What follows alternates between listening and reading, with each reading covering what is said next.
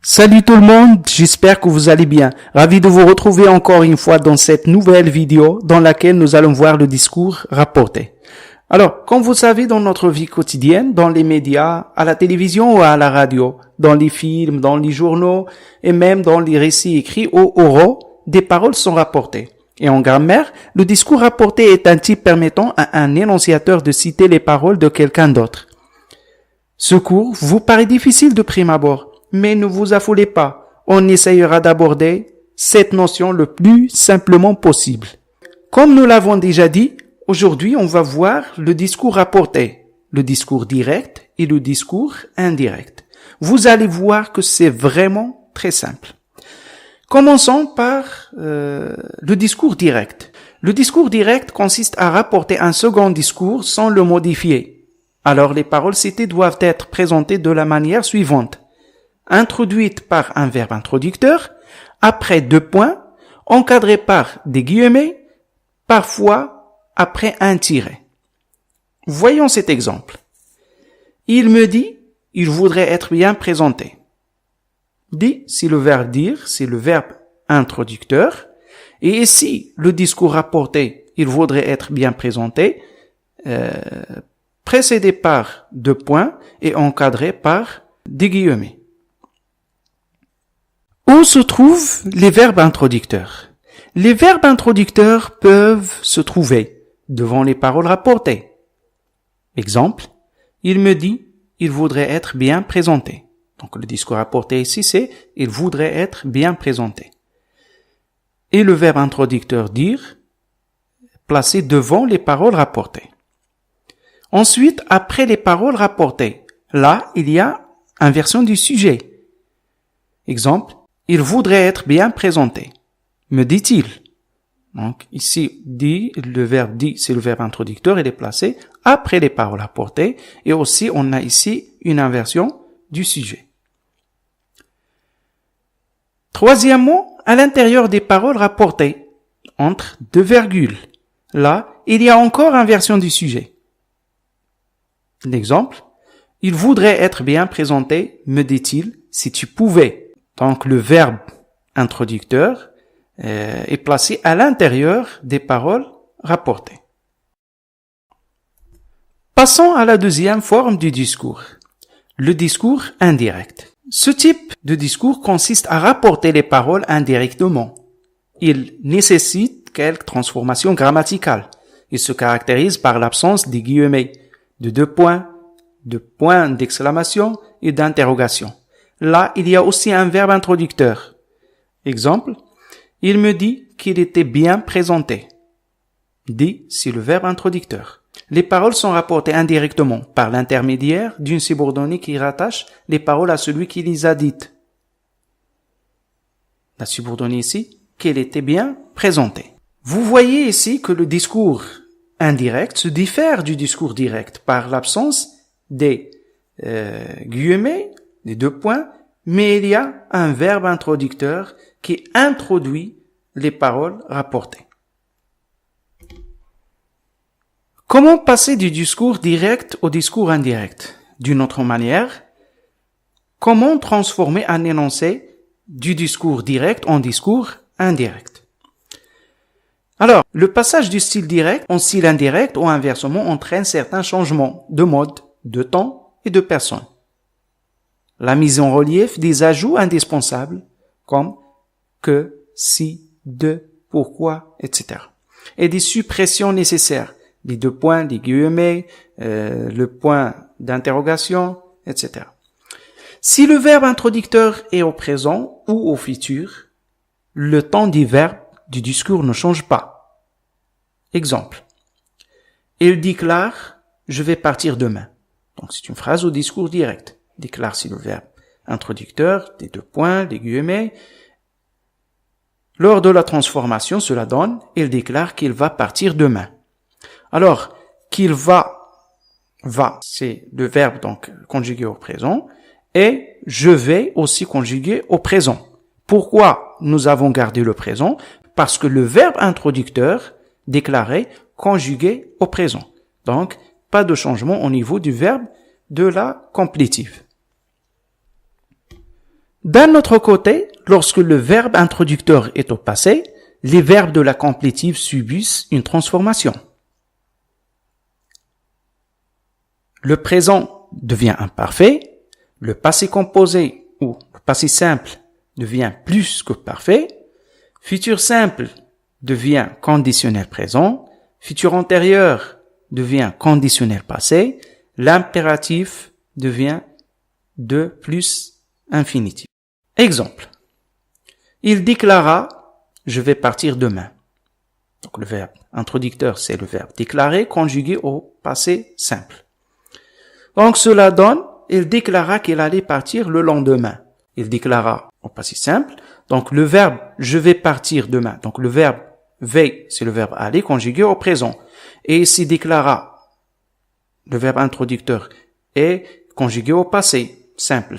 Donc le présent du verbe aller, vais, devient imparfait. Donc, il déclara qu'il allait partir le lendemain. Donc, vais, aller. Un autre exemple. Il me demanda, as-tu compris? Donc, demanda, c'est le verbe demander, conjugué au passé simple. Et lors de la transformation, cela donne, il me demanda si j'avais compris.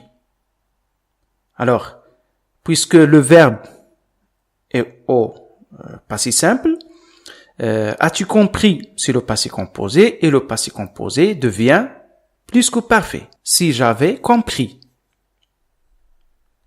Vous remarquez certainement que nous avons utilisé des mots de liaison différents. Nous avons utilisé que et si.